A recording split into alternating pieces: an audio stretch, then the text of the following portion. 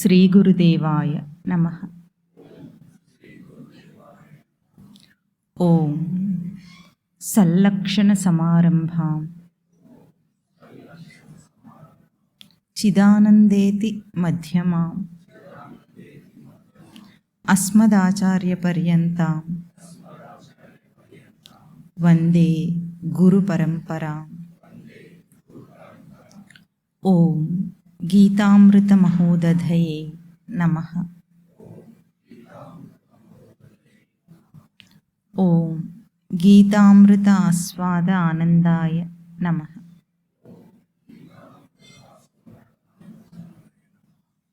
ఎక్కడున్నాం?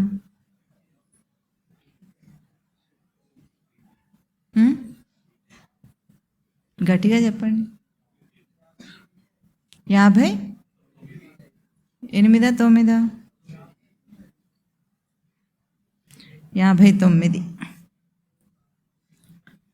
చెప్పండి. విషయా వినివర్తంతే నిరాహారస్య దేహినః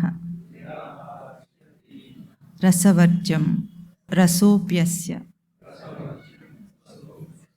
పరం దృష్ట్వా నివర్తతే యతతో హ్యపి కౌంతేయ పురుషస్య విపశ్చితః ఇంద్రియాణి ప్రమాథీని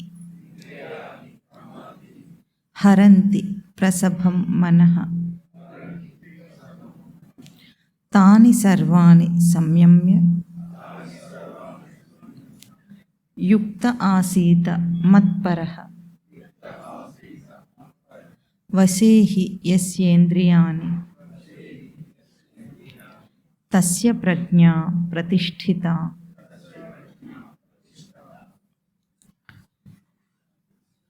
ఇక్కడ అర్జునుడు అడిగిన ప్రశ్నకు స్వామి స్థితప్రజ్ఞ లక్షణాలు ఎట్లా ఉంటాయో దాన్ని చెప్పుకుంటూ వస్తున్నారు. మనం స్థితప్రజ్ఞ లక్షణాలను మననం చేస్తున్నాం. స్థితప్రజ్ఞుడంటే స్థిరమైన ప్రజ్ఞ అంటే ఎరుక కలవాడు, స్థిరమైన స్పష్టమైన ఎరుక కలవాడు స్థితప్రజ్ఞుడు. వాడు ఎట్లా ఉంటాడంటే మాట వరుసగా ఏదో స్థితప్రజ్ఞుడు అని బోర్డు వేసుకుంటే సరిపోదట. ఏం చేయాలట? అదంతా వ్యక్తమై ప్రవర్తనలో కనిపించాలని స్వామి చెప్తున్నారు.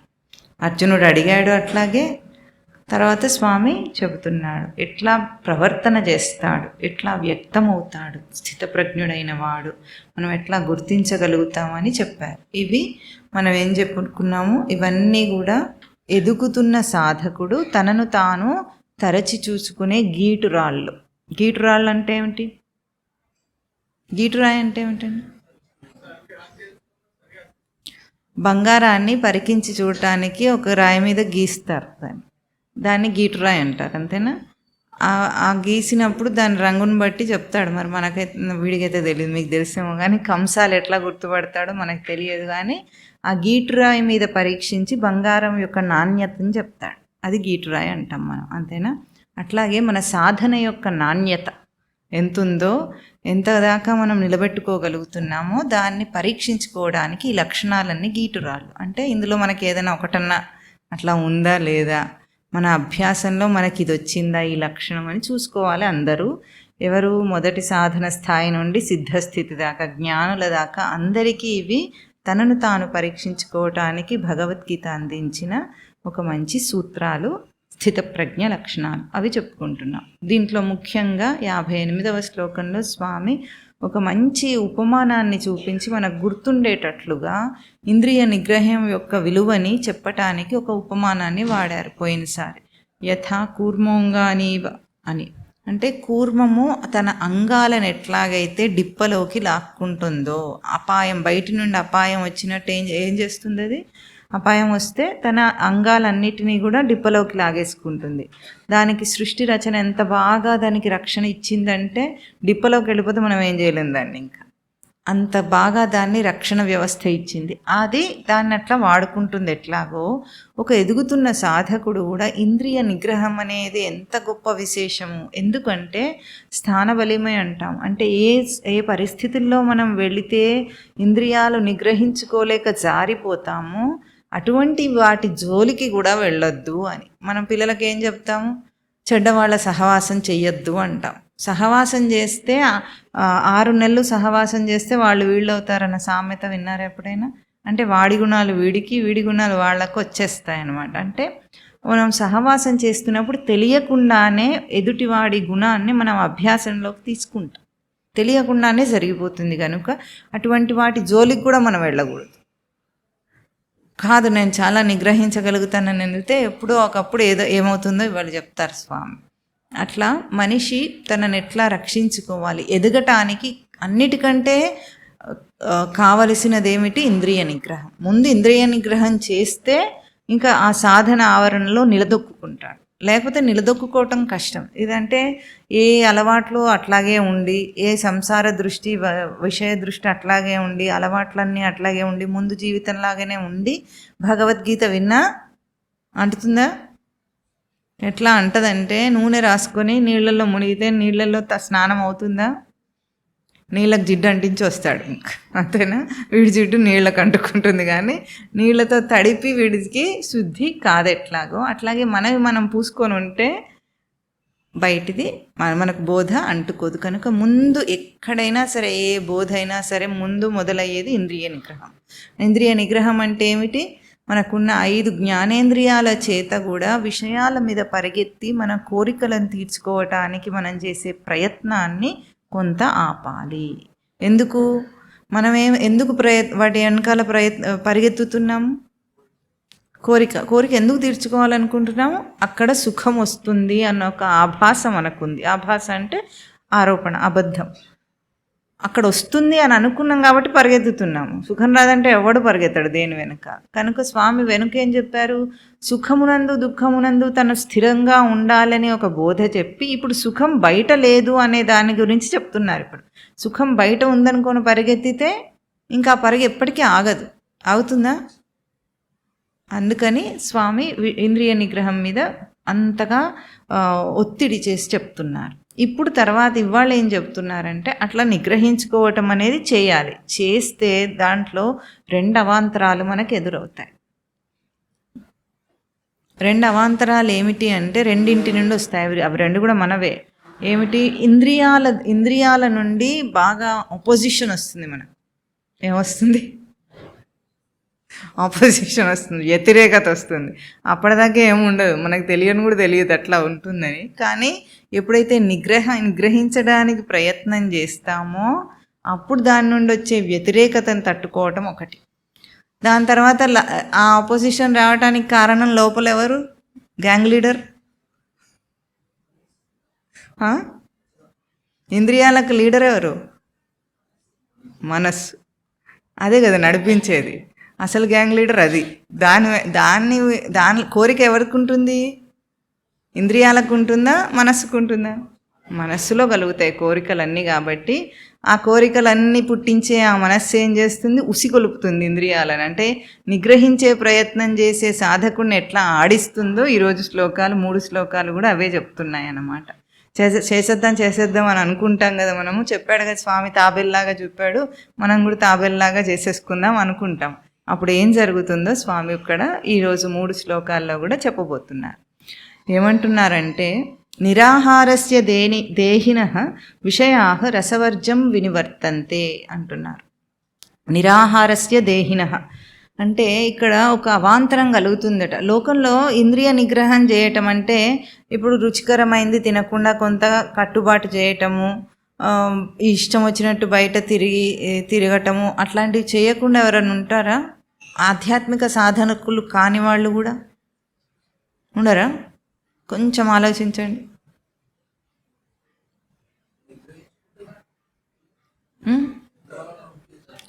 కేవలం ముక్తి కోసమో ఈ ఆధ్యాత్మిక రంగంలో ఎదగటం కోసమో కాకుండా ఇవన్నీ నిగ్రహాలు చేసేవాళ్ళు ఎవరైనా ఉంటారా? ఉండరా? ఉంటారు. ఎవరు ఉంటారు? అమ్మో, డాక్టర్లు, సైంటిస్టులట. ఏ డాక్టర్ అయినా ఇంద్రియ నిగ్రహం ఉంటుందనుకుంటున్నారా మీరు? అస్సలు ఉండదు వాళ్ళకు. అంటే వాళ్ళకి చదువులో పడి అవన్నీ ఉండవన్నమాట. ఇప్పుడు చదివే లక్ష్యంగా పెట్టుకున్నవాడు కూడా తిండి మీద అంత దృష్టి పెట్టి తిరగడాల మీద దృష్టి పెట్టలేడు. సైంటిస్టులు కూడా మీరు అన్నట్టు అతని రీసెర్చ్ బుర్ర ఎప్పుడు చూసినా స్నానం చేస్తున్నా పడుకున్నా లేచినా మన ప్రహ్లాదుడు ఎట్లాగైతే పానీయంబులు ద్రావుచున్ కుడుచుచున్ హాసలీల నిద్రాదులు సేయుచున్ లక్ష్యంపుచున్ సంతత శ్రీనారాయణ పాదపద్మయుగలి చింతామృతాస్వాద సంధానుండై మరచన్ సురారిసుతుండే తద్విశ్వముననే ఆయనేమో నారాయణుడి మీద దృష్టి పెట్టి మర్చిపోయాడట.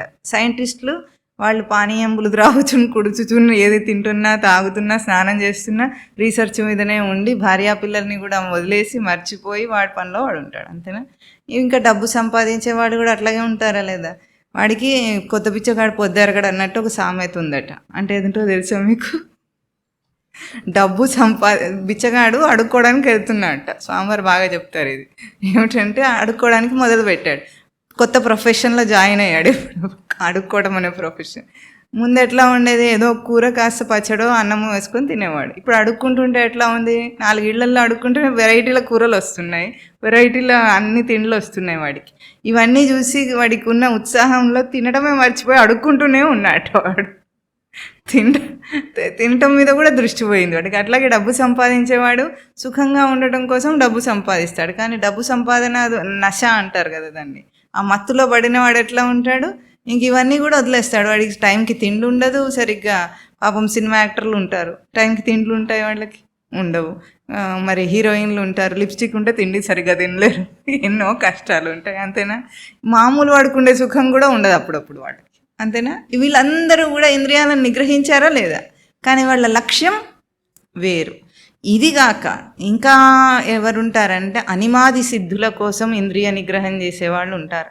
అనిమాది సిద్ధులు అంటే అనిమా గరిమ లఘిమ అని కొన్ని సిద్ధులు ఉంటాయన్నమాట. ఆ సిద్ధులు వస్తే వాళ్ళకి ఎక్స్ట్రాడినరీ పవర్స్ అంటారు కదా. ఈ మ్యాజిక్లు చేసే బాబాలు వాళ్ళందరూ ఎట్లుంటారు అనుకో, ఎందుకు వచ్చినాయి వాళ్ళకంటే ఇలాంటివి చేస్తే వస్తాయి. ఇంద్రియ నిగ్రహం చేస్తే రకరకాల సిద్ధులు వచ్చేస్తాయి.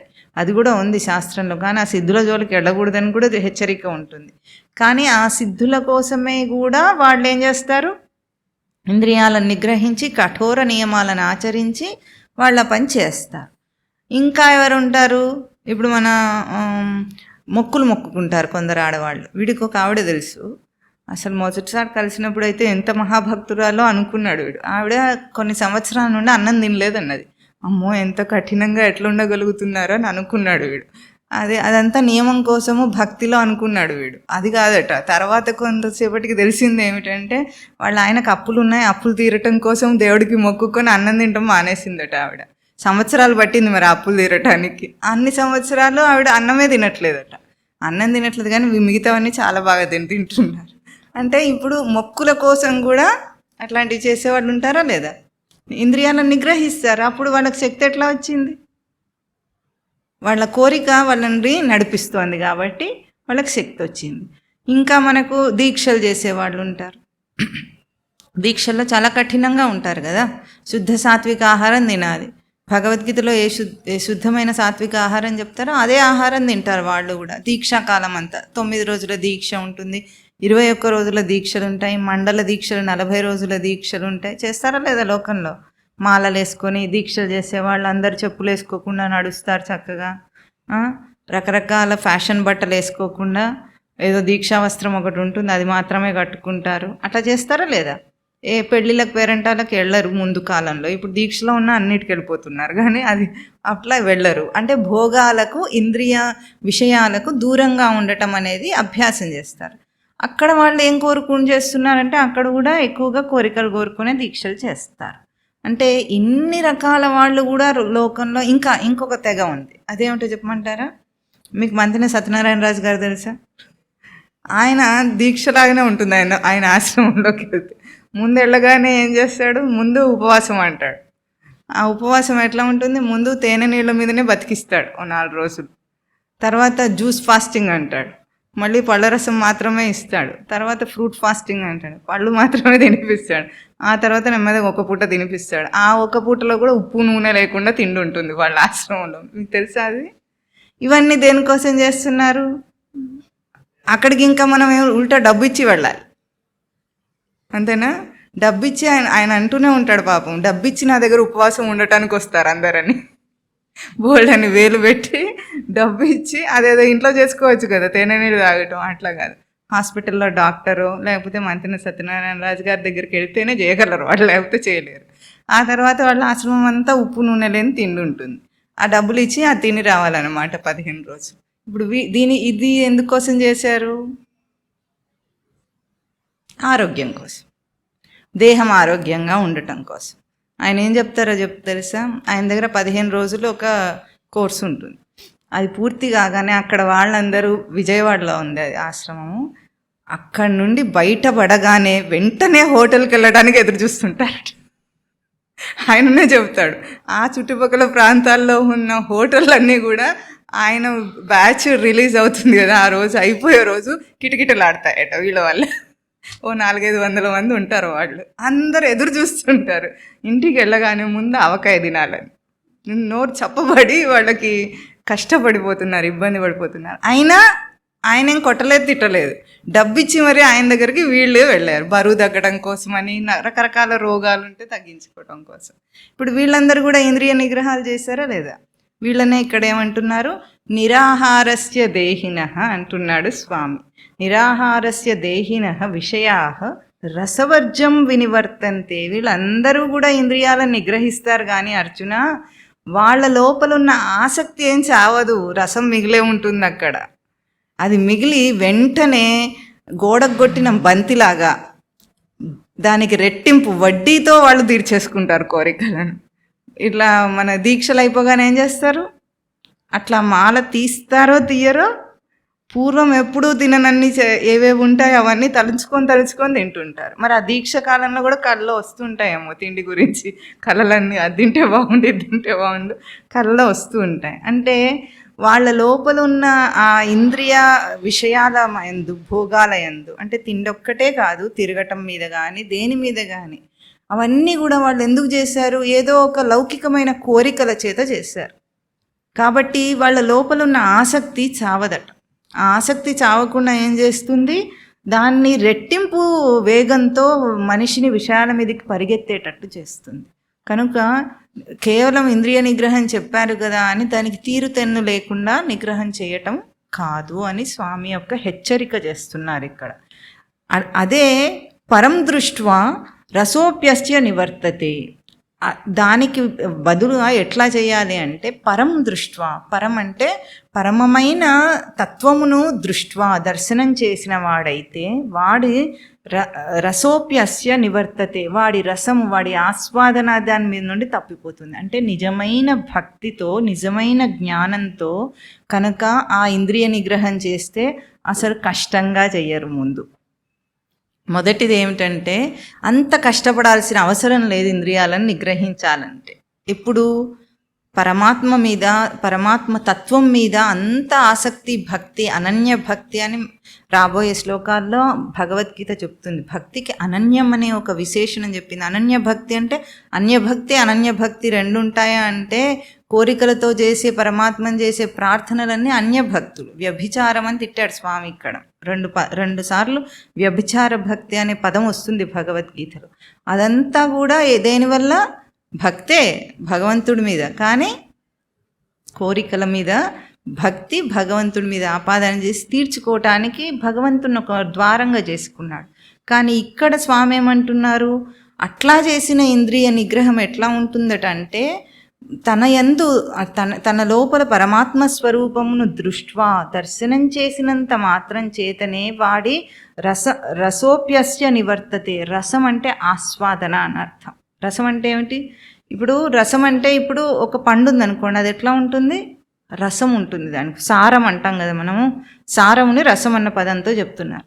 ఆ సారం కూడా ఎండిపోతుందట.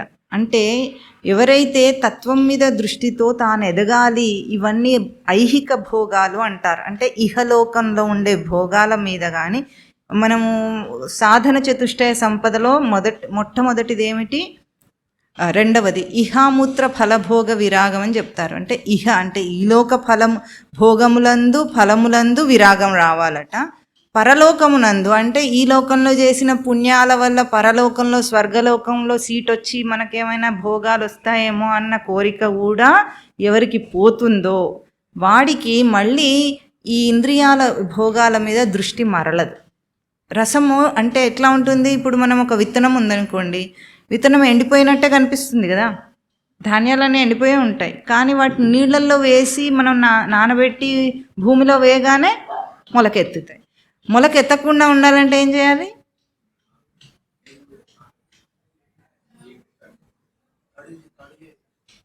తడి చేయకపోతే ఎన్నాళ్ళకైనా సరే మళ్ళీ తడి చేసే అవకాశం వచ్చినప్పుడు దానికి మొలకెత్తుతుంది. మొలకెత్తకుండానే చేయాలంటే నాశనం చేయాలా? ఎందుకు పాపం?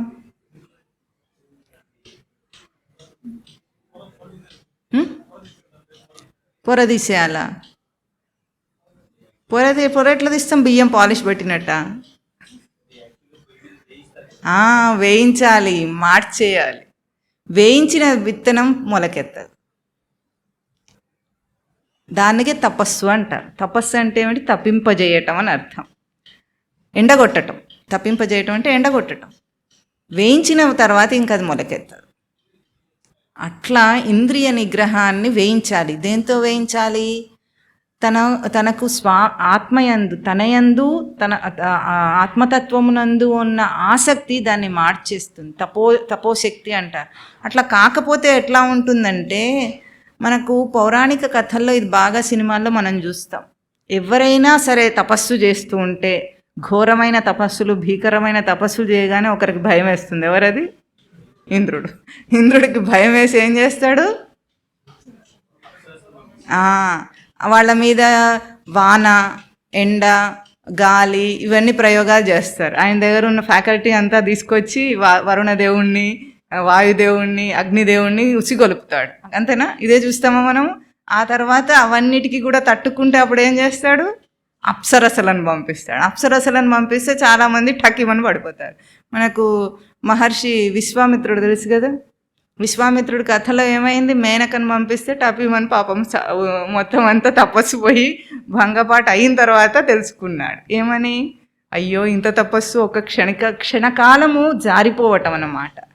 ఎందుకు అంత ఘోరమైన తపస్సు చేసి అంటే ఇంద్రియాలంత బలీయమైనవి. తర్వాత శ్లోకంలో ఏం చెప్తాడు స్వామి అంటే, యతతోహ్యపి కౌంతేయ పురుషస్య విపశ్చితః ఇంద్రియాని ప్రమాధీని హరంతి ప్రసభం మనః. యతతోహ్యపి సాధన చేస్తున్నాను అనుకున్నప్పటికీ కూడా, ఎంతో కఠోరమైన సాధన, చాలా ఆసక్తితోనే చేస్తున్నానప్పటికీ కూడా, ఎవరికి? విపశ్చితః పురుషః, వాడిని ఏమంటున్నారు? వివేకం కలిగిన పురుషుడు అయినప్పటికీ కూడానట ఇంద్రియాలు ప్రమాధీని. ప్రమాదం అంటే అపాయం పొంచి ఉంటుంది ఎప్పుడు వాటికి, ఇంద్రియాలకు. ఆ అపాయం పొంచి ఉన్న అపాయం ఏం చేస్తుందట? ప్రసభం మనః హరంతి, బలవంతంగా మనస్సును లాగేస్తుందట, ఈ విషయాల వైపుకి గుంజుతుంది అంటారు దాన్ని. అంటే అంత బలీయమైనవి ఇంద్రియాలు. ఎందుకు అంత బలం ఉంది వాటికి? ఇంత కరెక్టే, సరే, అవి అంత బలీయమైనవి అంటున్నాం కదా. అంత బలం ఎందుకు వచ్చింది ఇంద్రియాలకు? మనం అనుకున్నప్పటికీ చేయలేకుండా. అనుకుంటామా లేదా మనం కూడా? ఇప్పటి నుండి ఇవాళే భగవద్గీతలో చెప్పారు కాబట్టి అనుకొని ఇంటికి వెళ్ళి ఏదో ఒక్కటి చేద్దాం అనుకుంటాడు. రెండో రోజు, మూడో రోజు అయిన తర్వాత సర్లే మనకి ఇవన్నీ ఇప్పుడే ఎందుకులే, తర్వాత చూద్దాం అనుకుంటారు. అంత బలవంతరంగా ఎందుకు తయారైనాయి అవి ఇంద్రియాలు? మనం బాగా అలవాటు చేసి రుబ్బి పెడితే ఎట్లా ఉంటుందంటే, రిటైర్ అయిన తర్వాత భగవద్గీత పట్టుకుంటానంటాడు. 60 సంవత్సరాల విషయాల మీద ఈ ఇంద్రియాలను ఎంత ప్రయోగం చేసి పెట్టాడు? రంగరించాడు. రంగరించడం అంటారా? అరగ్గొట్టి చిత్తాన్ని, బుద్ధిని, మనస్సుని, ఇంద్రియాలన్నింటినీ ఆ విషయాల మీద బాగా రుద్ది అలవాటు చేశాం కాబట్టి 60 ఏళ్ళకు బుద్ధి వస్తుందంటారా ఎవరికన్నా? ఎంత కష్టం! ఏదో కాస్త వస్తుంది. ఎందుకు వస్తుందో తెలుసా? అప్పటికి జీవితంలో చితకబడి ఉంటాడు బాగా. కష్టాలు అన్నీ చూసి ఏవి వాడికి కలిసి రావు. ఆ కలిసి రాని వైరాగ్యంలో, అంటే నిజమైన వైరాగ్యం కాదు అది, ఏం చేయలేక ఎవడు వాడు మాట వినక అప్పుడు కొంచెం వైరాగ్యం వస్తే అప్పుడు భగవద్గీత విందాం అనుకుంటుంటాడు. చూసి ఏదైనా భగవద్గీత ఏం చెప్తుందో ముందు తెలియదు, ఎప్పుడు చూడలేదు కదా. ఇప్పుడు చూసేటప్పటికి ఎత్తు కూడానే స్వామి ఏం చెప్తాడు? అది నిగ్రహించు, ఇది నిగ్రహించు, అట్లా చేయి, ఇట్లా చేయి అంటుంటే ఇవన్నీ నాకెక్కడ అవుతాయి అంటాడు. ఇప్పుడు నేనేం చేస్తానంటాడు. మరి అప్పుడు ఏం చేసావు? అప్పుడేమో రంగరించడంలో రుద్దడంలో ఉన్నాడు. ఇంద్రియ భోగాలు అనుభవించాలి. ఇప్పుడు కాకపోతే ఇప్పుడు ఇంకెప్పుడు అనుభవిస్తాము? మనకు లోకం కూడా ఇట్లాంటివే చెప్తుంది కదా. ఇప్పుడు కాకపోతే ఇంకెప్పుడు అనుభవిస్తారా? అనుభవించే వయసులో అనుభవించాలి, తర్వాత చితకపడాలి. అది చెప్పరు.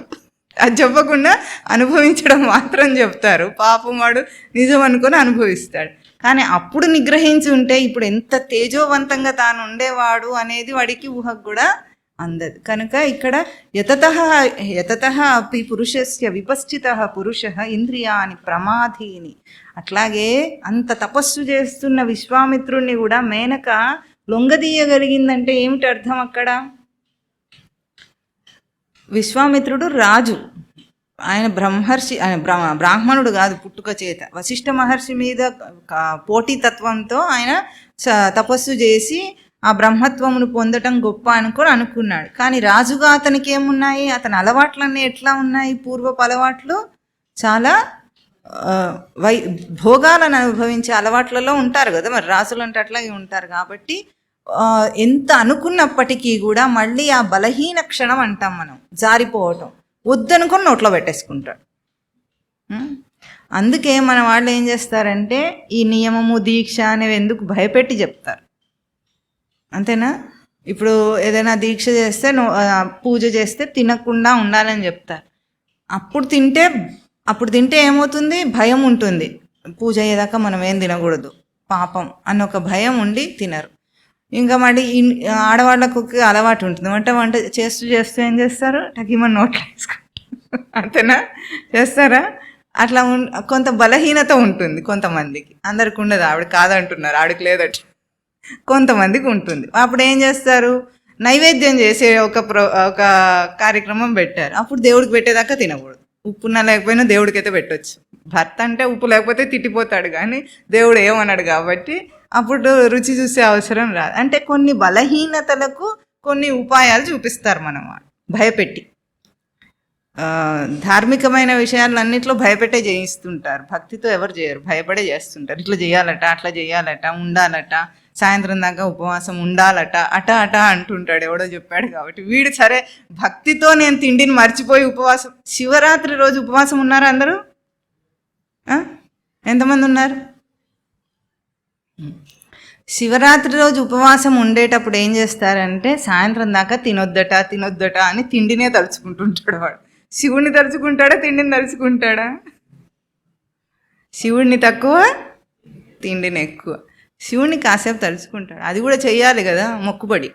అట్లా చెప్పారు, ఈరోజు ఇంత జపం చేయాలి, అభిషేకం చేయాలి, ఏదో చేయాలి, ఉంటాయి కదా, కొన్ని చెంబుడు నీళ్లు ఎత్తిన పోయాలి స్వామికి, ఇలాంటివి పెట్టుకుంటాడు. కాబట్టి భయం చేతనే చేస్తాడు, కానీ భక్తి చేత చేయడు. అప్పుడు ఏం చేస్తాడు?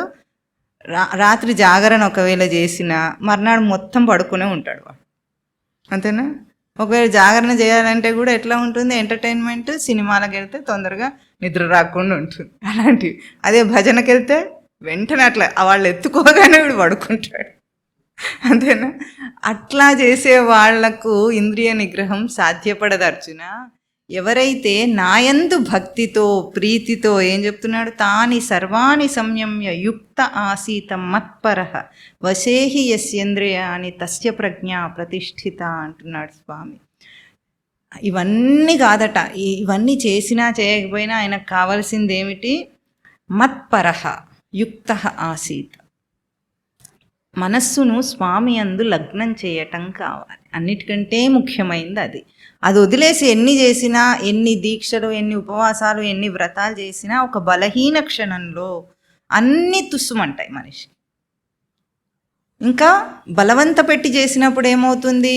అది రెట్టింపు వేగంతో మళ్ళీ తీర్చుకోవడానికి వాడి మనస్సు ప్రమాది. అది అంతా ఒక ప్రమాదం అంటే ఏమిటంటే దానికి అంత అపాయం పొంచి ఉన్నదన్నమాట. ఎప్పుడైనా సరే ఆ మనస్సు వ్యతిరేకించవచ్చు వాడిని. అందుకే మనిషికి ముందు సంస్కారం నేర్పించటంలో భయపెట్టి నేర్పించే నియమాచరణలు అన్నీ పోతాయి. ఈరోజు చూడండి, హిందూ ధర్మంలో చాలా చాలా నియమాలు అన్నీ ఎందుకు పోయినాయి? పిల్లలు ఎందుకు చేయట్లేదు?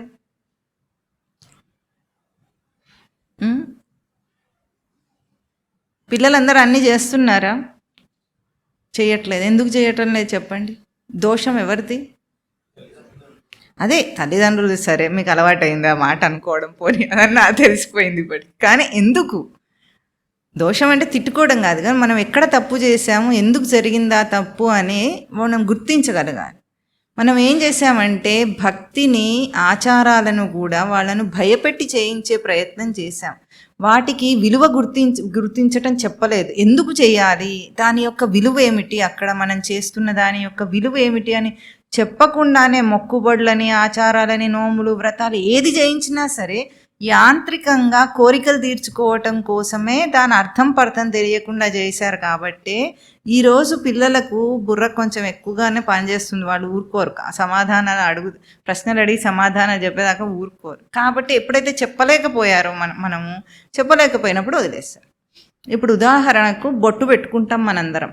హిందువులు బొట్టు పెట్టుకోవాలి, మనందరం అంటే మీరు పెట్టుకున్నారు లేదు, సగం మందికి లేవు, కానీ పెట్టుకుంటారు కదా. ఎందుకు పెట్టుకోవాలి చెప్పండి? ఈరోజు పిల్లలు ఎందుకు వదిలేశారు? పెట్టుకోవాలంటే మీరు ఏం చెప్పగలరు వాళ్ళకి?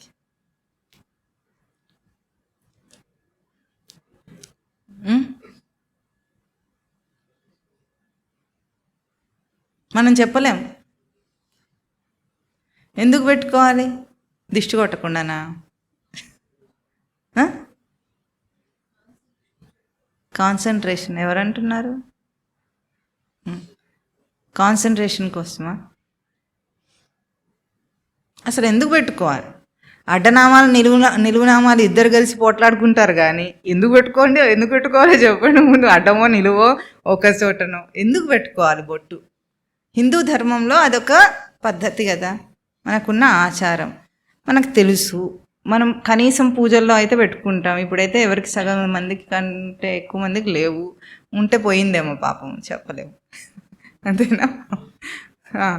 మరి ఎందుకు పెట్టుకోవాలంటే ఇప్పుడు పిల్లలు పెట్టుకోవట్లేదు కదా. పెట్టుకుంటే కూడా ఆడపిల్లలు మాత్రమే పెండాట్ లాంటిది ఒకటి పెట్టుకుంటారు. దాని పేరే పెండాట్, అవునా? మీకు తెలుసా? దాని పేరు పెండాట్ అట.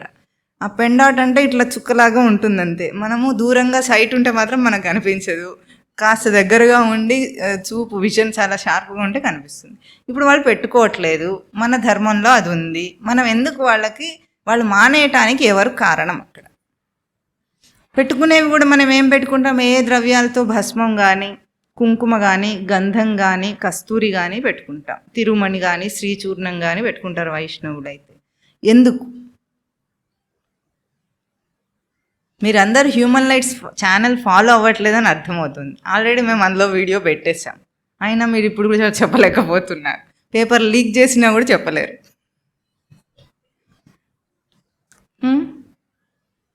ఇప్పుడు పిల్లలు పెట్టుకోవట్లేదు అంటాం. సరే, పెట్టుకోకపోతే ఇప్పుడు ఎందుకు, ఏమైంది? మనం బాధపడాలంటే మనకేదో దాని విలువ తెలిస్తే ఆ విలువ పోయిందని బాధ ఉండాలి. విలువనే తెలియకపోతే పోతే ఏమైంది? ఇప్పుడు తెలియదు. ఎందుకు పెట్టుకోవాలి? మన దేహం మొత్తం మీద వీటిని ఏమంటారు? భ్రుకుటి అంటారు. 2 కనుబొమ్మలు ఉంటాయి, భ్రుకుటి అంటే భ్రముచలనే ధాతు. ఈ 2 చలించేవి. అంటే మనం ఏదైనా మొహంలో ఎక్స్ప్రెషన్ చూపించాలంటే ఎట్లా చూపిస్తాం? ఇట్లా అంటాం, రకరకాలుగా చూపిస్తామా? అంటే ఆశ్చర్యము, కోపము, ఆనందం అన్నీ కూడా వీటిలో తెలిసిపోతాయి. అవి తెలియకుండా ఈ 2 భ్రుకుటుల మధ్యలో ఇక్కడ మనకు రాంబస్ ఆకారం అంటారు. అంటే డైమండ్ షేప్లో ఒక స్థిరమైన స్థానం ఉంది. మన దేహం మొత్తానికి స్టెబిలిటీ అనమాట అది. దాన్ని మామూలుగా సైంటిఫిక్ భాషలో అయితే పినియల్ గ్లాండ్ ఉంటుందంటారు, యాక్టివేట్ అవుతుంది అక్కడ నొక్కితే అని. మన శాస్త్ర ప్రకారంగా స్టెబిలిటీ, స్థిరత్వం అనే ఇక్కడ అంశం ఉంది మనకి. దీన్ని గుర్తించాలి. దీన్ని గుర్తించటం కోసము దీన్ని కప్పిపెట్టాలి, గుర్తించాలి. రోజు అద్దం లేకుండా దీన్ని ఏమంటాము? ఉంగరం వేలు అని వ్యావహారికంగా అంటారు, అనామిక అంటారు దీన్ని. అంటే దీనికి పేరు లేదన్నమాట. మనకు కూడా పేరు లేదు, దీనికి కూడా పేరు లేదు. పుట్టుకతో పేరుందా మనందరికీ? లేదు, అది తర్వాత అంటించుకుంది, మనకు పేరు లేదు నిజానికి. అందుకని ఈ అనామిక వేలుతో ఇక్కడ మనం 2 భ్రుకుటుల మధ్యలో అద్దం చూడకుండా బొట్టు పెట్టేసుకోవాలి రోజు. దానికి ఔషధ గుణాలు కలిగినవి ఇవన్నీ కూడా. భస్మం కానీ ఔషధ గుణం ఉంటుంది, కుంకుమ పసుపుతో తయారు చేస్తారు కాబట్టి ఔషధ గుణం ఉంటుంది, తిరుమణి, శ్రీచూర్ణము, కస్తూరి ఇవన్నీ కూడా ఔషధ గుణాలు కలిగి ఉంటాయి. కాబట్టి మనిషి యొక్క స్థిరత్వాన్ని నిలపటం కోసము దాన్ని పెట్టుకుంటారు. ఇప్పుడు మనం ఇది పిల్లలకు చెప్పామా? చెప్పలేదు. ఇప్పుడు మనకేమవుతుందంటే ఏ అమెరికా వాడో ఇది కనుపెట్టేసుకొని వచ్చి ఇక్కడ ఏదో ఇది చెప్పి వాడు ఇంకో భాషలో చెప్తాడు, మన భాషలో చెప్పాడు. అప్పుడు వీళ్ళందరూ ఏదైనా ఫ్యాషన్ వస్తే చేస్తారు.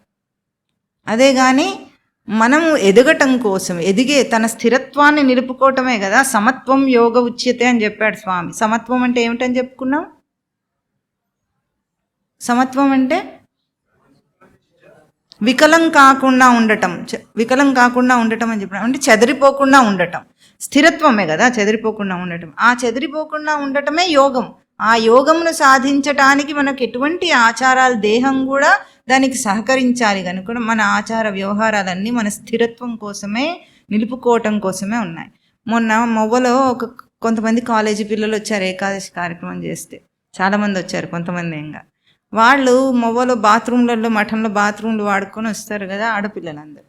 వాళ్ళు వచ్చి ఒక విషయం అడిగారు. మఠంలో బాత్రూంలో ఒకటి రాసిపెట్టి ఉంటుంది. ఏమంటే కూర్చొని స్నానం చేయవలెను, నిలబడి చేయకూడదు అని రాసి ఉంటుంది అన్నమాట. కూర్చొనే మూత్ర విసర్జన, మల విసర్జన కూడా చేయాలి. అవి కూడా బోర్డులు రాసి పెడతాం మేము. ఆ అమ్మాయికి సందేహం వచ్చి అడిగింది, ఎందుకండి కూర్చొనే చేయాలి, నిలబడి ఎందుకు చేయకూడదు అని అడిగింది. మీకు తెలుసా? మేము నిలబడి చేస్తాం, మాకేం తెలుసు అంటే. మలమూత్ర విసర్జనలు కూడా మన శాస్త్రీయంగా హిందూ ధర్మం చెప్పిన ప్రకారంగా కూర్చొనే చేయాలి. తినడం కూడా, నీళ్లు తాగటం కూడా కూర్చొనే చేయాలి. ఇప్పుడు ఏవి లేవనుకోండి, కానీ ఉన్నాయి, అవన్నీ ఉన్నాయి పద్ధతులు. ఎందుకు చేయాలి?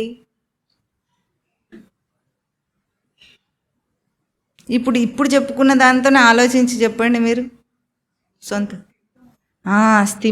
స్థిమితం అన్న పదం వాడారు, వాడుక భాషలో స్థిమితం అంటారు. స్థిమితంగా కూర్చో అంటాం. ముందు ఎవరైనా వచ్చి గబగబా తొందరపాటులో నీళ్ళో పాలో తాగుతుంటే మనం ఏమంటాం? ముందు స్థిమితంగా కూర్చోరా, ఆ తర్వాత తాగు, అంతలో కొంపలేం అంటుకోవు అని చెప్తామా లేదా? ఆ స్థిమితం ఎప్పుడు వస్తుంది? దేహాన్ని కూర్చోబెడితే వస్తుంది. నిలబడ్డప్పుడు మనకు ఆ స్థిమితం ఉండదు. కాబట్టి ఏ పని చేసినా సరే మనం స్థిమితంగా, కుదురుగా ఉండటం కోసమే స్థిరత్వాన్నే అభ్యాసం చేస్తున్నాం. స్నానం చేసినా సరే, మలమూత్ర విసర్జన చేసినా సరే అంత ప్రాముఖ్యత ఉంది దానికి. అది ఆరోగ్యానికి కూడా మంచిది. ఆరోగ్యం కూడా ఎందుకు మంచిది? హడావుడిలో ఏ పని చేసినా దేహము దాన్ని బ్యాలెన్స్ చేయలేదు, కష్టపడుతుంది లోపల పాపం. అది వీడేమో ఒక పక్క పరిగెత్తుతుంటాడు, ఒక పక్క పాలు తాగుతుంటాడు. పాలు తాగుతుంటే దేహం ఎట్లా బ్యాలెన్స్ చేసుకుంటుంది చెప్పండి? మన ఉరుకుల పరుగుల జీవితము మనది. కాబట్టి స్థిరత్వము, కుదురు అనేవి లేవు.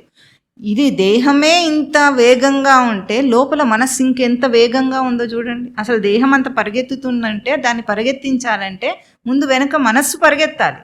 మనస్సు పరిగెత్తిన తర్వాతనే దేహం పరిగెత్తుతుంది. విషయాల మీదకి పరిగెత్తుతుంటే గబగబా వెళ్ళిపోవాలి అనుకోండి ఆఫీస్కి, అప్పుడు ఏం చేస్తుంది? మనసులో కొంత ఆందోళన, ఆవేశం వస్తేనే కదా గబగబా పరిగెత్తాడు, లేకపోతే పరిగెత్తగలమా? కుదురుగా ఉన్నవాడు పరిగెత్తుతాడేమిటి? నిదానంగా వెళ్తాడు, వెళ్ళేటప్పుడు కుదురుగా వెళ్తాడు. అంటే విషయాల మీదకి పరిగెత్తే ఆ తొందరపాటుతనం మనస్సుకు అభ్యాసమై, మనస్సు ద్వారా దేహానికి అభ్యాసమై అన్నీ చెడిపోతాయి. ఇప్పుడు ఇట్లా విలువ తెలియకుండా ఉండి మనం అవన్నీ చేసాం. మన పెద్దవాడు కూర్చొని తాగంటారు, కానీ ఎందుకో చెప్పరు. వాడు అడగడు, వీడు చెప్పడు, అడిగినా చెప్పలేడు. అంతేనా? అది చెప్పలేకపోయినప్పుడు ఏమవుతుంది? నువ్వు నాకు చెప్తే వింటా, లేకపోతే నేను మానేస్తా. అట్లా అన్నీ మానేస్తారు. అన్ని అలవాట్లు మానేసిపోయి ఇప్పుడు అంతా కూడా పాశ్చాత్య సంస్కృతి మన మీద రుద్దబడింది. ఏం చేయబడింది? రుద్దబడింది. మనమే రుద్దుకొని ఇప్పుడు అదే అలవాటు, అదే సరైంది అన్నట్టుగా ఇవన్నీ పాత చింతకాయ పచ్చడి ఇవేమిటో ఎక్కడెక్కడ నుండో తీసుకొచ్చి చెప్తున్నట్టు ఉంది. ఇంకో దశాబ్దం దాటిందనుకోండి, ఎవరు పరిచయం కూడా ఉండవేమో ఇవన్నీ. ఇంకా చెప్పే నాథుడు ఉండడు, వినేవాడికి తెలివి ఉండదు అర్థం చేసుకోవడానికి. కనుక విలువ ఎప్పుడు చెప్పమో, ఆ విలువ చెప్పనప్పుడు మరి దాని గురించిన ఆ సూత్రం ఎందుకు చెప్పబడిందో అది మనకు ఆ లాభం రాదు కదా. చేయమన్నారు, చేసాం అంతే. ఎందుకు చేసామో తెలియకపోతే ఆ లాభం ఎట్లా పొందుతాడు వాడు? అందుకని విలువ తెలియకుండా చేసినప్పుడు దాన్ని వదిలేయటం అనేది జరుగుతుంది లోకంలో. అందుకే కాలాన అన్నీ నశించిపోయేది ఎప్పుడు? చెప్పేవాడు సరిగ్గా చెప్పలేకపోయినప్పుడు అని చెప్తారు. అయితే ఇప్పుడేమంటున్నారు? అట్లాగే ఇంద్రియ నిగ్రహం కూడా ఎట్లా చేస్తారు? కోరికల కోసం.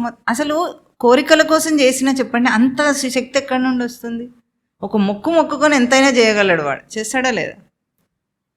అంటే కోరికకు అంత శక్తి ఉందా లేదా? తన నడిపించే అంత శక్తి కోరికకు ఉందా లేదా? ఎంత కఠినంగానైనా చెప్పులు లేకుండా మండు టెండల్లో తిరుగుమన్నా తిరుగుతారు, చల్లనీటి స్నానం చేయమన్నా చేస్తారు. మాఘమాసంలో చేస్తారా లేదా? ఎందుకు అవన్నీ చేస్తున్నారు? అంత శక్తి ఎట్లా వచ్చింది? మామూలు అప్పుడు ఎందుకు ఉండదు? మనస్సు కోరిక మీద అంత దృఢంగా నిలిచింది కాబట్టి దానికి బలం వచ్చింది. అంటే మనకేం అర్థం కావాలి అక్కడ? మనస్సు అనుకుంటే ఏదైనా చేయగలదు. కోరిక కోసం చేసిన మనస్సు స్వామి మీద భక్తి ఉంటే నిజమైన భక్తి కోసం చేయటం అంత కష్టం అవుతుందా? ఏదైనా సరే ముక్తి కోసం భక్తి కోసం కష్టమవుతాయా? కావు. అంటే మనకు ఆ ముక్తి భక్తి మీద ఆసక్తే లేదన్నమాట. ఆ విషయాన్ని ఇక్కడ చూపిస్తున్నారు. ఏదో చేయమంటే ఆత్మతత్వాన్ని కోరి నువ్వు చేయాలి. ఏది చేసినా సరే ఆత్మతత్వం కంటే వేరే ఏది కోరి చేసినా అది ఎట్లా ఉంటుంది? ప్రమాదం ఉంటుంది. ఆ మనస్సు వెనుదిరుగుతుంది మళ్ళీ ఎప్పటికైనా సరే. వినివర్తంతే నిరాహారస్య దేహినః రసవర్జం విషయా వినివర్తంతే. మళ్ళీ తిరిగి వెనక్కి వాటి ఎక్కడిది అక్కడే ఉంటుంది. కానీ మనస్సుకు నిగ్రహం అనేది అలవాటు కాదు. కనుక స్వామి ఏం చెప్తున్నారు? అట్లా కాదు, చేయవలసింది ఏమిటి? పరం దృష్ట్వా అంటే పరం అంటే ఏమిటి? తన సాధనను తన ఎదుగుదలను దర్శనం చేసుకుంటూ వెళ్ళాలట. ఒకటి ఏదైనా చెడు అలవాటును వదిలేయాలని శాస్త్రం చెప్పే వదిలేయాల్సినవన్నీ కూడా ఏమిటవి? ఇంద్రియాలకు తగనివి, కూడనివి అంటే అర్థమవుతుందా? చేయకూడనివి, తగనివి, దానికి తగినవి కావవి. అటువంటి వాటినే వదిలేయమంటుంది తప్ప మంచివేవి వదిలేయమని చెప్పదు కూడా. ఇప్పుడు సాత్విక ఆహారం తినాలని అంటారు. సాత్విక ఆహారంలో ఉల్లిపాయలు వెల్లుల్లిపాయలు తినరు, తెలుసా మీకు? చాలా మటుకు వాళ్ళు కూడా దేవుడికి పెడితే కూడా నైవేద్యం చాలామంది చేయరు, ఇప్పుడు చేసేస్తున్నారు, అది వేరే. కానీ ఎందుకు ఉల్లిపాయలు వెల్లుల్లిపాయలు తినరు? మరి దేహం పరంగా చూస్తేనేమో ఉల్లి చేసిన మేలు తల్లి కూడా చేయదని సామెత ఒకటి ఉంది దానికి. మరి వెల్లుల్లిపాయలు తింటేనేమో కొలెస్ట్రాల్ కూడా తగ్గుతుందని చెప్పారు. మరి ఇప్పుడేమో మరి దేహానికి ఏమో సాత్విక ఆహారంలో వెల్లుల్లి తినకూడదన్నారు. ఇప్పుడు ఎట్లా?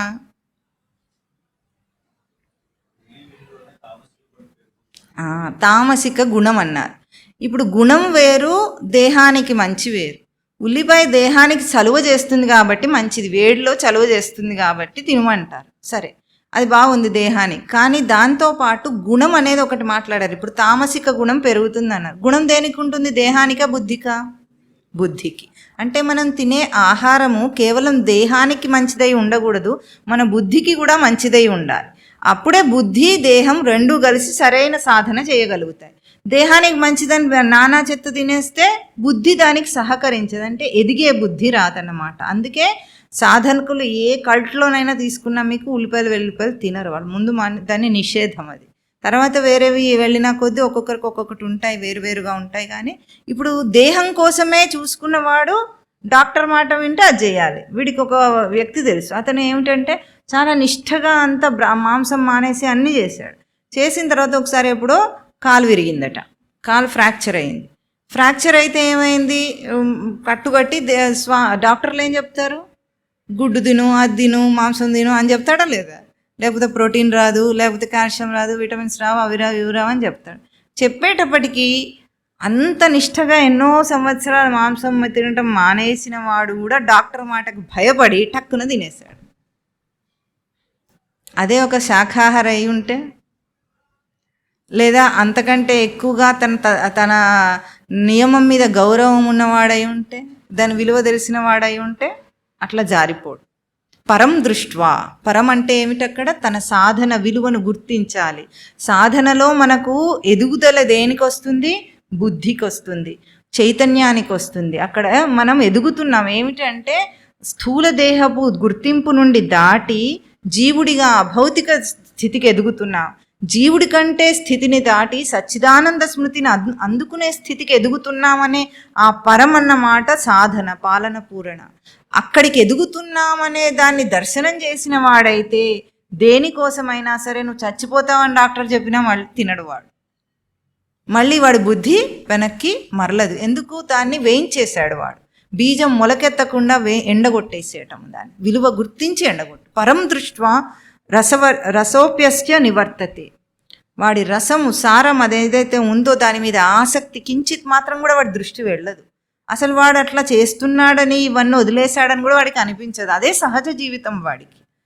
ఎందుకు? సహజంగా ఇంద్రియాలు, మనసు, బుద్ధి అన్నీ కూడా చక్కగా తన కంట్రోల్లో ఉన్నాయి, తన నియంత్రణలో ఉన్నాయి. ఇన్నాళ్ళు ఏమైనా ఏది ఒకటి మాట వినదాయి. కన్ను మాట వింటే చెవి మాట వినదు, చెవి మాట వింటే నోరు మాట వినదు, అన్ని మాట వింటే లోపల బుద్ధి మాట వినదు. ఇట్లా వాడు వేగలేక ఈ ఇంద్రియాలతో గయ్యాలి భార్య ఉంటే వేగలేకపోయినట్టు ఇంద్రియాలతో వేగలేక చేస్తున్నాడు వీడు ఈ అలవాట్లు చేసి. అప్పుడు ఏం చెప్తున్నారు? పరం దృష్ట్వా రసోప్యస్య నివర్తతే అన్నారు. ఇంకా ఏమంటున్నారు? ఈ ప్రమాదాన్ని గుర్తించి వాడు దానికి దూరంగా ఉంటాడు. ఎందుకు? ఇంద్రియాలు ఎంత బలీయమైనవంటే వాడికి 84 లక్షల జీవరాశుల గర్భాల్లో ఈ ఇంద్రియాలను దుష్టంగా వాడుకోవటం. అంటే ఏం దుష్టంగా వాడాడు? ఆహార, నిద్ర, భయం, మైథునాల కోసం ఇంద్రియాలను వాడటం అభ్యాసంలో ఉంది జీవుడికి. ఆ గత జన్మలన్నిట్లో కూడా ఇందుకోసమే వాడాడు. కానీ బుద్ధితో ఎదగటం కోసము, ఆధ్యాత్మికంగా ఎదగటం కోసం ఇంద్రియాలను వాడటం వాడికి అభ్యాసంలో లేదు ఇంతకాలం. లేనందువల్ల ఈరోజు అనుకున్నప్పటికీ కూడా ఆ ప్రమాదం ఎప్పుడూ ఉంటుంది. గత జన్మ వాసనలు అంటారు, అవునా? విన్నారు ఎప్పుడైనా? పూర్వ వాసనలు ఉంటాయి. ఆ పూర్వ వాసనలు గబుక్కు వాడిని హైజాక్ చేస్తాయి. ఏం చేస్తాయి? హైజాక్ చేసి వశం చేసుకుంటాయి, కిడ్నాప్ చేస్తాయి. ఇంకా వాడు ఏం చేస్తాడు? వాసనాగతుడై మళ్ళీ మనకు విప్రనారాయణ కథ విన్నారా మీరు? చూసారా విప్రనారాయణ సినిమా ఎవరైనా? విప్రనారాయణుడు మహాభక్తుడు, అస్కలిత బ్రహ్మచారి. అటువంటి ఆ బ్రహ్మచారిని కూడా ఒక వ్యభిచారిని పంతం బట్టి మరి తనకు నటించి, భక్తురాలుగా నటించి మాయలోకి లాగింది, పడిపోయాడు.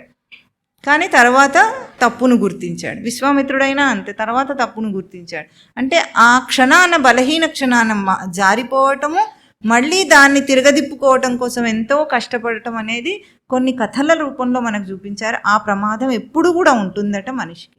ఒక్క ఇంద్రియంలో జారిపోతే అన్ని ఇంద్రియాల్లో జారుతాడు వాడు. అన్ని ఇంద్రియాలు అంత బలహీన పడిపోతాయి.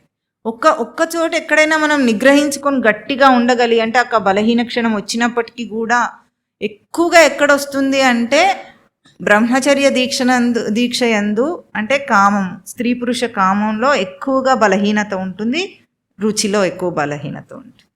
ఈ రెండింటిని జయించడం చాలా కష్టం. రెండింట్లో బలహీనత వస్తుంది, అనుకుంటాడు కానీ చేయలేడు. ఈ రెండింటిలో ఎప్పుడైనా నిగ్రహిస్తే మిగతా అన్ని ఇంద్రియాలు ఆ ఒక్క ఇంద్రియాన్ని అనుసరించి మన వశమైపోతాయి. వాటిలో నిగ్రహించలేకపోతే అన్నిట్లో జారిపోయే అవకాశం ఎప్పటికప్పుడు ఉంటుంది. ఎట్లా ఉంటుందంటే నూనె పడ్డ నేల మీద నడిస్తే ఎట్లా ఉంటుంది? ఎట్లా ఉంటుంది? పడుతూ లేస్తూ ఉంటాడు. ఒకవేళ నెమ్మదిగా నడవబోయినా, గోడ పట్టుకొని నడుస్తున్నా పడిపోతాడు, ఎప్పుడో అప్పుడు పడిపోతాడు. కనుక పరం దృష్ట్వా అన్నారు. తర్వాత ఏమన్నారు? తాని సర్వాణి సంయమ్య, వాటన్నిటినీ కూడా నిగ్రహించి యుక్త ఆసీత మత్పరః వశేహి యస్య ఇంద్రియాని, నాపరమైన. మత్ అంటే నాపరమైన అని అర్థం. ఇక్కడ నేను ఎవరు?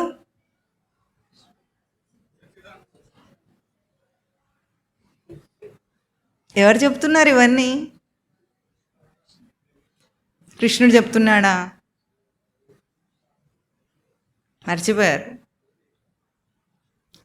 శ్లోకాలు చదివేటప్పుడు మనం ఏమంటాం? డాష్ ఉవాచ. ఇప్పుడు వచ్చేసింది. మీరు అందరూ ఎగ్జామ్స్ బాగా రాసి వచ్చారన్నమాట.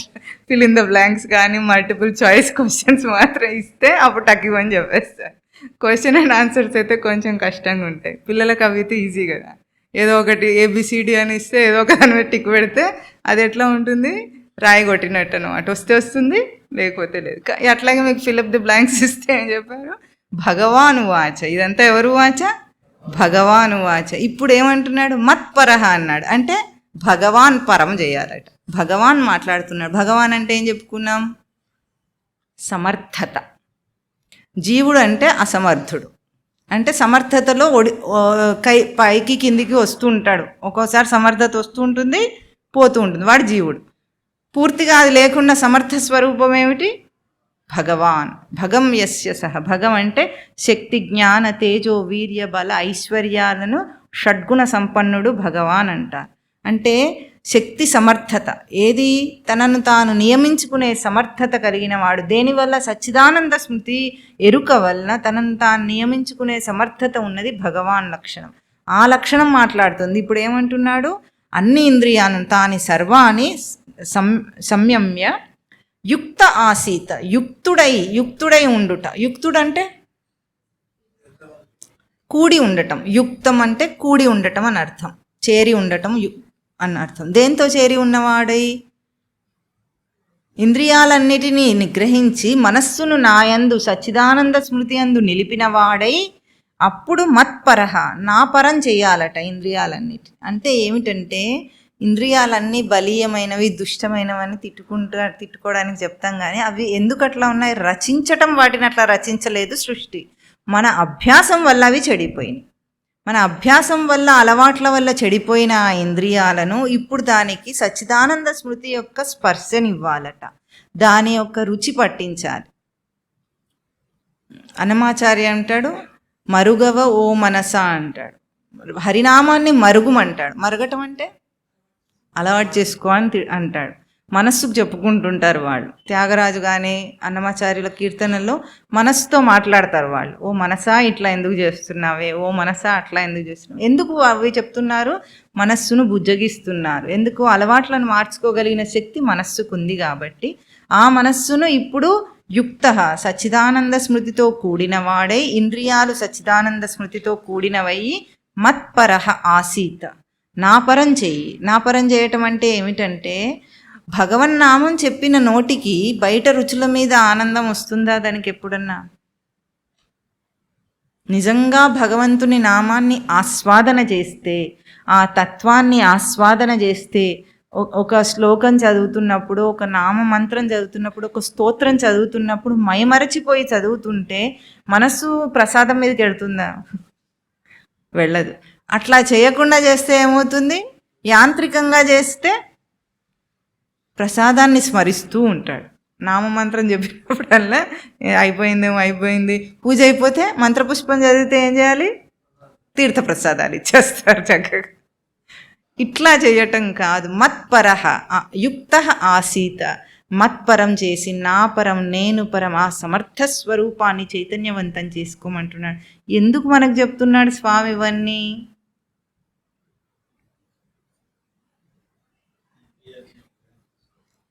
చెయ్యగలిగిన వాళ్ళం మనమే కనుక.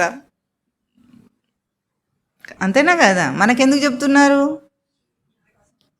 సమర్థత మనలో ఉంది కనుక చెప్తున్నారు. సమర్థత లేనివాడికి చెప్పడు. ఆ కుర్చీలకు బల్లలకు చెప్పడు, కుక్కలకు పిల్లులకు చెప్పట్ల. ఎవరికి చెప్తున్నాడు? సాధకులకు, జిజ్ఞాసులు ఎవరైతే కావాలని భగవద్గీత అడిగి వింటున్నారో వాళ్ళకి బోధ. ఎందుకు? వాళ్ళందరికీ కూడా సమర్థత ఉన్నది కాబట్టి దాన్ని చైతన్యవంతం చేయగలరు. ఒక ఫోన్లో ఒక యాప్ ఉందనుకోండి, దాన్ని యాక్టివేట్ చేసుకోగలం, లేకపోతే మళ్ళీ ఇన్స్టాల్ చేయాలి. కానీ మనకు అవన్నీ డిఫాల్ట్గా ఇన్స్టాల్ చేసే ఉన్నాయి. సమర్థ లక్షణాలన్నీ మన లోపల ఉన్నాయి. ఇప్పుడు కొత్తగా ఏమి ఇన్స్టాల్ కూడా చేసుకోనక్కర్లేదు, అన్నీ ఉన్నాయి మనకు. ఏం చేయాలి? చైతన్యవంతం చేసుకోవాలి. దాన్ని ఏమంటున్నారు? యుక్త ఆసీత, చేరి కూడి ఉండు. ఒక్కసారి ప్రయత్నం చేయి. లోపల ఉన్న ఆ ప్రశాంత స్వరూపాన్ని చైతన్యవంతం చేసుకుంటే బయట మనసు వెళ్ళదు. దీనికి ఇంద్రియ నిగ్రహం ఎంతో బాగా సహకరిస్తుంది. ఇంద్రియ నిగ్రహం అవలీలగా చేయగలడు. ఇది మనకు ఎట్లా తెలియాలంటే, మన మనస్సు ఏదైనా మనం ఒకటి అనుకున్నప్పుడు సహకరిస్తుంది అనుకుందాం, వాడు యుక్తుడు. మళ్ళీ వెనక్కి తిరగడు వాడు. కొన్నాళ్ళు చేశానండి, బాగానే అనిపించింది, చాలా బాగా అనిపించింది. 4 గంటలకు లేవమని చెప్పారు బ్రహ్మముహూర్తంలో. అసలు చాలా బాగుంది. కొన్నాళ్ళు ఎంత బాగుంది, చాలా బాగుంది, ప్రశాంతంగా ఉంది. కానీ తర్వాత ఏమైంది? కావటంలా. ఎందుకు కాదు చెప్పండి? పొద్దున్న లేవటం అవలీలగా చేయగలగాలంటే ఒక సూత్రం చెప్పండి. ఏమిటో చూద్దాం. మీకు కూడా తెలుసు, ఇంకే చేసేయచ్చు. అయితే తెలిసిన వాళ్ళు చేయొచ్చా లేదా? రాత్రి తొందరగా పడుకుంటే చాలు, పొద్దున వద్దన్నా మెలకు వస్తుంది. కానీ రాత్రంతా మనకేమో చాలా హడావుడి పనులు ఎక్కువ ఉంటాయి కదా. మరి అన్నీ అయిపోయిన తర్వాత టీవీ చూడాలి, అది కూడా పనే కదా. మళ్ళీ వార్తలు వినాలి, టీవీలు చూడాలి, సీరియళ్ళు చూడాలి, అన్నీ అయిపోయిన తర్వాత కొంతసేపు ఇప్పుడు స్క్రోల్ చేయాలి. చేస్తారా లేదా? అదేదో ఎవరో కొట్టినట్టు బలవంత పెట్టి చేయిస్తున్నట్టు చేసి రాత్రి 11:30కు పడుకుంటే ఏమవుతుంది, పొద్దున్న 7ంటికి కూడా కష్టపడి లేస్తాడు. అప్పుడు ఎట్లా పరిగెత్తుతాడు? నిలకడ లేకుండా అన్నం తింటాడు, నిలకడ లేకుండా స్నానం చేస్తాడు, నిలకడ లేకుండానే అన్నీ చేస్తాడు. పరిగెత్తుతూ అన్నీ చేసి చిత్తం పరిగెత్తే చిత్తమే అభ్యాసం అవుతుంది. ఏం అభ్యాసం అయింది? చిత్తానికి పరిగెత్తటం అభ్యాసం అయింది. ఇంకా అదేం యుక్తం అవుతుంది చెప్పండి? సచ్చిదానంద స్మృతితో కూడు ఉండు అని దానికి చెప్తే అదేం చేస్తుంది? నాకేం తెలుసు, సచ్చిదానంద స్మృతి నాకు ఎప్పుడు నువ్వు పరిచయం చేయలేదు, ఎట్లా కూడి ఉంటా నేను దాంతో అంటుంది. అంతేనా? కనుక అలవాటు మార్చుకోవాలనుకుంటే ఉపాయాలు మన దగ్గర ఎన్నుంటాయి? చాలు. శతకోటి దరిద్రాలకు మీకు అన్ని సామెతలు వచ్చాయి, ఇంకా నేను చెప్పే పనే లేదు. శతకోటి దరిద్ర అలవాట్లన్నిటికీ అనంత కోటి ఉపాయాలతో వాటిని దాటొచ్చు మనం. ఆ దాటి మనస్సుకు ఆ రుచి పట్టించటం అంటాం. అవునా? రుచి పడితే చెప్పిన మాట వింటుంది మనస్సు. ఆ విన్నే మనస్సు ఎట్లా ఉంటుంది? వశేహి యస్య ఇంద్రియాని, ఎవరి ఇంద్రియాలు వశమై ఉంటాయో. వశమై ఉండటం అంటే చెప్పినట్టు వింటాం. పిల్లలు మన వశమై ఉన్నారంటే అర్థం మనం చెప్పినట్టు వింటున్నారని, కాలేదంటే ఇష్టం వచ్చినట్టు పరిగెత్తుతున్నారని. అట్లాగే ఇంద్రియాలన్నీ కూడా మన వశమై ఉండాలట. దీనికి కఠోపనిషత్తులు మంచి ఉపమానం చెప్తారు. ఇంద్రియాలు రథానికి గుర్రాలట. బాట ఉంటుంది కదా, రోడ్డు, ఏ బాట మీద రథం వెళ్తుందో అదేమో విషయాలట, సారథి ఏమో ఆత్మ అట. ఎవరు సారథి ఆత్మ చేతిలో కళ్ళెం ఉంటుందో విషయాలు, అవన్నీ విషయాల మీద పరిగెత్తుతున్న గుర్రాలకి ఎవడి కళ్ళెలు వాడి చేతిలో ఉంటాయో వాడు ఎట్లా వెళ్తాడు? సాఫీగా వెళ్తాడు. ఎవడైతే వాటి చేతిలో ఉండకపోతే గుర్రాలు ఎటు తీసుకెళ్తే అటు వెళ్ళాలంతే. మనం గుర్రం ఎటు తీసుకెళ్తే అటు వెళ్ళే రథంలో కూర్చొని ఉంటాం ఎప్పటికీ. అదే ఎటటో తీసుకెళ్తుంటుంది, ఎటటో పోయి వస్తుంటాం. కనుక అట్లా కాకుండా వశేహి యస్య ఇంద్రియాని తస్య ప్రజ్ఞ ప్రతిష్ఠిత, వాడి ప్రజ్ఞ ప్రతిష్ఠితమైంది, స్థిరమైనది. ష్ఠాగతి నివృత్తో. ప్రతిష్ఠ అంటే తిష్ఠ అంటే కదలకుండా ఉండటం, ప్రతిష్ఠ అంటే విగ్రహానికి ఉంటుంది, ప్రతిష్ఠ అంటే ఇంకా దాన్ని అక్కడ స్థాపించామని అర్థం. ప్రతిష్ఠిత, అటువంటి ప్రజ్ఞ, ఆ స్థిరమైన ఎరుక వాడిది ఇంకా చలించనిది, ప్రతిష్ఠితమైందన్నమాట. అట్లాంటి వాడికి వెనుక చెప్పిందంతా కూడా వర్తిస్తుంది. కానీ బయట ఇప్పుడు చూడండి, కోరిక కోసం చేయగలిగిన వాడు ముక్తి కోసం చేయటం ఎంత అవలీలని మనకు లోకంలోనే తెలుస్తుంది. ప్రతివాడు చేయగలడా లేదా? చేయగలడు. కొడుకుకు ఫస్ట్ ర్యాంక్ వస్తుందంటే కొండెక్కుతాడా లేదా? అదే డాక్టర్ కొలెస్ట్రాల్ పెరిగిందయ్యా, హార్ట్ అటాక్ రాబోతుంది, దారిలోనే ఉంది, కాస్త వాకింగ్ చేయమంటే చేస్తాడా? అప్పుడు కొంతమంది చేస్తారు ఆరోగ్యం మీద కోరుకున్నవాడు. అప్పుడు కూడా చేయనివాడు మొండిగా ఉంటాడు. అప్పుడు చూసుకోవచ్చులే, ఏముందిలే, వచ్చి అంటేస్తాడు డాక్టర్, అంతే కదా.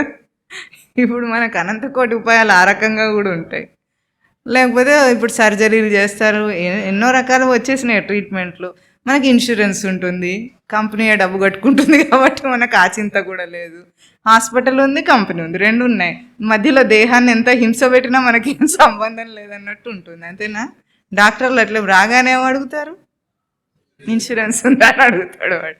ఇన్సూరెన్స్ ఉంటే ట్రీట్మెంట్ ఒకటి, లేకపోతే ఇంకొకటి. లేకపోతేనే మంచిది కాలంలో, తెలుసా మీకు? ఉంటే మాత్రం వాడు 4 రోజులు అడ్మిట్ చేసుకోకుండా పంపించడు గ్యారెంటీగా. లేకపోతే రోగం ఎంత ఉందో అంతే ట్రీట్మెంట్ ఇస్తాడు. ఇన్సూరెన్స్ ఉంటే మాత్రం రోగానికి మించి దాని పిచ్చుక మీద బ్రహ్మాస్త్రాన్ని ప్రయోగించి పంపిస్తాడు. మీకు చిన్న తలనొప్పి వస్తే, చిన్న గ్యాస్ ప్రాబ్లం వస్తే ఏమేమో చేసి పంపిస్తాడు చివరికి ఇంటికి. ఇన్సూరెన్స్ ఉంది కాబట్టి మనకేం చింత లేదు, ఆరోగ్యం మీద చింత లేదు, దేని మీద చింత లేదు. అట్లా ఒక చిన్న కోరిక చేయగలిగిన పని, ఆ కోరికను ఆత్మవైపు తిప్పు. అదే కోరిక, అదే మనస్సు కోరుకునే మనస్సుకు ఒకటి ఏం కావాలంటే దానికి ఒకటి ఇస్తే అది మరుగుతుంది, దాన్ని అలవాటు చేసుకుంటుంది, దానికి అది కావాలి అంతే. అదేదో మంచిది ఇస్తే మంచిగా మరుగుతుంది కదా. మంచి అలవాట్లను జయిస్తే మరుగుతుంది. అప్పుడు కూడా అలవాటును మార్చడం కష్టం. మంచి అలవాట్లు కూడా పోవు తొందరగా. చాలా కష్టపడితేనే చెడగొట్టేవాడు పోతాయి. అది ఎట్లాగో అట్లా ఇప్పుడు పరం దృష్ట్వా ఇవన్నీ దేనికోసం చేస్తున్నాం మనం? ఆరోగ్యం కోసమో మొక్కుల కోసమో కాదు. కేవలము నేను ఎదగటం, నా సాధనను రక్షించుకోవటం కోసమే నియమాచరణ చేస్తున్నా. సాధన దేనికోసము? ఏ సచ్చిదానంద స్మృతి నా స్వరూపమో ఆ సచ్చిదానంద స్మృతిని దర్శనం చేయటం కోసమే ఇదంతా చేస్తున్నా. ఆ స్థితికి ఎదగటం కోసమే చేస్తున్నానని ఎవడు గుర్తిస్తాడో వాడు యుక్తుడు. యుక్త ఆసీత మత్పరః వశేహి యస్యేంద్రియాణి తస్య ప్రజ్ఞ ప్రతిష్ఠిత. ఇంకా వాడి ప్రజ్ఞ చలించదట. మళ్ళీ ఎంతమంది మేనకలు వచ్చినా సరే, ఎవరు వచ్చినా సరే వాడు చలించకుండా ఉంటాడు. ఇదే తేడా వశిష్ఠుడికి విశ్వామిత్రుడికి. వశిష్ఠుడు బ్రహ్మర్షి, విశ్వామిత్రుడు పంతం చేత చేశాడు. పంతం చేత చేసిన తపస్సు ఎట్లా ఉంటుంది అంటే తర్వాత విలువ గుర్తించి చాలా కష్టపడి చేశాడు, అది వేరే విషయం. కానీ విశ్వామిత్రుడు కూడా గొప్పవాడే. కానీ దాన్ని అభ్యాసం చేత పంతం చేత మొదలుపెట్టి తర్వాత దాని విలువ గుర్తించి చేశాడంటే క్షాత్రబలం కంటే బ్రహ్మబలం గొప్పది. క్షాత్రబలం ఎటువంటిది? క్షాత్రబలం అంటే భుజబలం ఉండాలి కదా క్షత్రియుడికి. ఆ భుజబలం కంటే కూడా బ్రహ్మబలం, బుద్ధిబలం, తపోశక్తి గొప్పదని వశిష్ఠుడిని చూసి తను దర్శనం చేశాడు. కాబట్టి దానికోసం ప్రయత్నం చేశాడు. ఆ ప్రయత్నంలో 2 తేడాలు ఎట్లా ఉంటాయో మనకు 2 పాత్రలు చూపిస్తాయి అన్నమాట. అంటే బ్రహ్మనిష్ఠుడైన వాడిని ఎవరు చెలింపజేయలేరు, కాని వాడినైతే ఈ ఇంద్రియ లౌల్యం అంటాం. లౌల్యం అంటారు. పరమస్వామి వారు ఒక పదం వాడేవారు, సంసార పీడ వదల అంటే ఇంద్రియ లౌల్యం చావాలి అనేవాడు ఆయన. అంటే ఏమిటి ఇంద్రియ లౌల్యం? అంటే ఆకర్షణకు లోనయ్యే బుద్ధిని లౌల్యం అంటాం మనం. వెంటనే జారిపోయే బుద్ధి ఉంటుంది. ఐస్ క్రీమ్ చూసిన చిన్నపిల్లవాళ్ళగా అన్నిటికీ జారిపోతుంటాం. అట్లా కాకుండా ఇంద్రియ లౌల్యం చావాలి. ఇంద్రియ లౌల్యం అది పోయిన వాడికి వాడు సచ్చిదానంద స్మృతితో కూడి ఉండటం అనేది అనాయాసంగా చేస్తాడు. అనాయాసం అనే పదం అర్థమవుతుందా మీకు? ఆయాస పడకుండా అంటే కష్టపడకుండా అవలీలగా చేయగలడు. అవలీలగా ఎప్పుడైతే మనం నియమాన్ని ఆచరిస్తామో అదే గుర్తు మనం ఎదిగామని. కష్టపడి చేస్తే ఇంకా ఆ పరిపక్వత రాలేదు మనస్సుకని అర్థం. అంటే పక్వం అవ్వలేదు ఇంకా. అందుకే మనకేం చూపిస్తారు? పండు ఎట్లా ఉంటుంది? పక్వమైన పండు తొడిమ దానంతటదే తెగి కింద పడుతుంది. పచ్చిదైతే అది కత్తెర కావాలి మనకు, కట్టరతోనే కట్ చేయగలం, లేకపోతే తుంపినా రాదు. కొన్నిసార్లు దోసతీగ అట్లాగే ఉంటుంది కదా, తుంపినా రాదు పచ్చిదైతే. పక్వమైతే దానంతట అదే ఊడిపోతుంది. ఆ పరిపక్వత మనస్సుకు రావాలి. ఆ పరిపక్వత ఏ జ్ఞానం. అందుకే స్వామి ముందేం చెప్పారు? జ్ఞానం చెప్పారు, కర్మ చెప్పారు. ఇప్పుడు ఆ కర్మను ఆచరించే స్థితి ఎట్లా ఉంటుందో అది చెప్తూ వస్తున్నారు స్థితప్రజ్ఞ లక్షణాలన్నిటిలో. కనుక ప్రతి చిన్న విషయంలో ఇవన్నీ తరచి చూసుకోవాలి మనం. ఈ ఏవైతే స్వామి ఇక్కడ 55వ శ్లోకం నుండి మొదలుపెట్టి చెప్తున్నారో అవన్నీ కూడా మనం ప్రతి ఆచరణలో ప్రతి ఒక్క దాంట్లో ఇవన్నీ తరచేసుకుని నాకేమైనా నేను ఎంత వాడిని, నాకు ఇవన్నీ రావు, అలుపుడిని అనుకోవద్దు ఎప్పుడు. ఎవరు అలుపులు గారు, అందరూ సమర్థులే. చెప్పండి, అందరూ భగవాన్ లక్షణాలు కలవారే. చెప్పండి, మాట వరుసగానే అంటే తప్పేం లేదు కదా, నిజం కూడా. అది మీకు తెలియట్లేదు కానీ మీకు ఆ సమర్థత ఉందని వీడికి తెలుసు. చెప్పండి. విషయ వినివర్తంతే నిరాహారస్య దేహినః రసవర్జం రసోప్యస్య పరం దృష్ట్వా నివర్తతే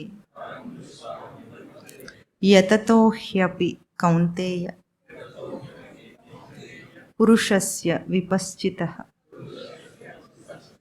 ఇంద్రియాణి ప్రమాథీని హరంతి ప్రసభం మనః